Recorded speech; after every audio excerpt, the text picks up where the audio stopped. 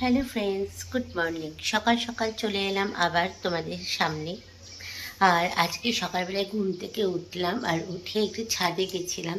ছাদে এত সুন্দর হাওয়া দিচ্ছে, মানে পুরো মানে ভরে গেল মনটা। এত সুন্দর হাওয়া দিচ্ছে, মানে রীতিমতো ঠান্ডা লেগে গেছে আমার।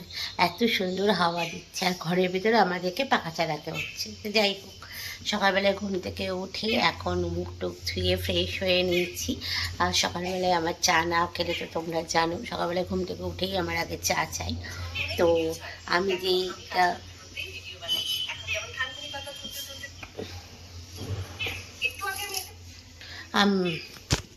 চা বসিয়ে দিয়েছি দেখো। আর এখন চা খাবো গরম গরম। যতক্ষণ না চা খাচ্ছি ততক্ষণ আমার যেন দিনটা ঠিকঠাক যায় না। তো এখন চা খাচ্ছি, আর সবাই এখন ঘুমাচ্ছে। তোমার দাদা ভাই, পুচকু, আমার ছেলে, সবাই সবাই ঘুমাচ্ছে। আর আমি এখন উঠে পড়েছি। উঠে পড়েই এখন চা খাবো আমেজ করে, তারপর কিছু। তো সারাটা দিন কী করছি দেখতে থাকো ভিডিওটা।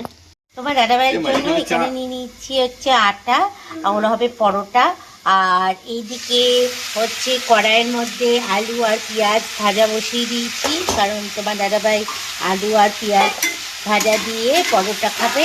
আর ছেলে খাবে এই আলু পেঁয়াজ ভাজা দিয়েই। আবার ছেলের জন্য হবে, দুই ছেলের জন্য হবে পোহা। ছোটোটাও খাবে পোহা, বড়োটাও খাবে পোহা। তাই একবারই কেটে নিয়েছি আলু পেঁয়াজ ভাজাটা। তো চলো এখন তাড়াতাড়ি করে টিফিনটা করে নিই। বাবা তাই নাকি? কই দেখি।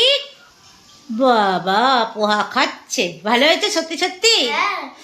আচ্ছা, তা ওদেরকে পোহা দিয়ে দিয়েছি, বড়টাকেও দিয়েছি, আর ছোটটাও এই যে খাচ্ছে। দাদা ভাইয়ের পরোটা হচ্ছে, এই যে দেখো